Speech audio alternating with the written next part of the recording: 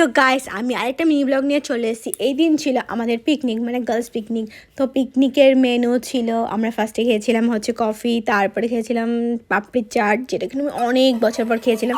সত্যি কথা এত টেস্টি ছিল, এত টেস্টি মানে কি বলবো। এদিকে কফি বানাচ্ছিলাম আমরা সবাই কফি খাওয়ার জন্য। কোনো রকম কোনো কাজ করতে চাই না, আমাকে দিয়ে কাজ করানো হচ্ছে। আমি মশলা করছি, আমাকে কাচি দে, আমি করে দিচ্ছি কাচি দাও। এই শুধু এসে খাচ্ছে তোমার কোনো জায়গায়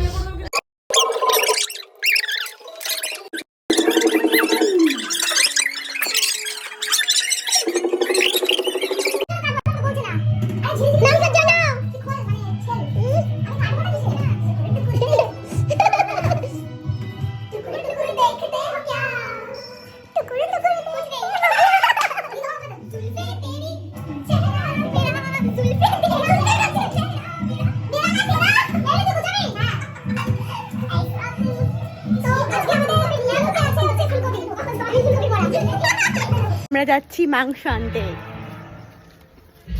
যে পুচকিটাও চলে এসছে। তো দেখতেই পারলাম আমরা হাঁসের মাংস নিয়ে এসেছি। এবার হাঁসের মাংসটাকে মেডিসিন করা হচ্ছে। ফার্স্টে ভেবেছিলাম কষিয়ে রান্না করবো, কিন্তু না, শ্রাবণীকে বললাম তুই হাত দিয়ে মাখা, মানে মেডিসিন কর। তো ও ফার্স্টে মানে করতে চাইছিল না, কেন কি লঙ্কা তো এবার হাত জ্বালা করবে, স্বাভাবিক। ওর আবার অ্যালার্জিরও প্রবলেম আছে, তো কিন্তু ওকে জোর জবরদস্তি যে না করতেই হবে সেই সব বলে তো মেডিসিন করছিলাম। আর যারা যদি রেসিপি চাও হাঁসের মাংসের, তো কমেন্ট করো, তাহলে রেসিপি বলে দেবো, আর নয়তো বলবো না, যেটা হচ্ছে কথা। তো এখানে মোটামুটি ম্যারিনেশন করা আমাদের হয়ে গেছে। এইবার মানে হাঁসের মাংসটা বসানোর পালা। তো বসিয়ে এবার আমরা এত দুষ্টুমি করছিলাম, কি বলবো, এত দুষ্টুমি, অনেক মজা হচ্ছিল, অনেক মজা হচ্ছে।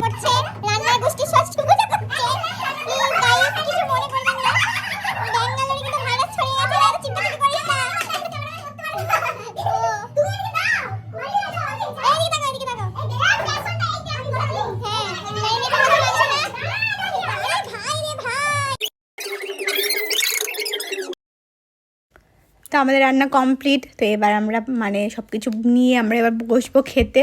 তো সেই জন্য মানে রেডি হচ্ছিলাম। তো এখানে সবাই নিচে বসে আরাম করে খেতে বসবো, এটা হচ্ছে কথা। তো এদিকে ভাত, ফুলকপি ভাজা, তারপর হচ্ছে বেগুন ভাজা, হাঁসের মাংস, এইসব মানে এত টেস্টি। আর খাবার সার্ভ করার দায়িত্ব ছিল শ্রাবণী। তো এখানে সবাইকে সার্ভ করে দিচ্ছিল শ্রাবণী। আর এত টেস্টি হয়েছিল, এত টেস্টি আমি কী বলবো, খুবই টেস্টি হয়েছিল।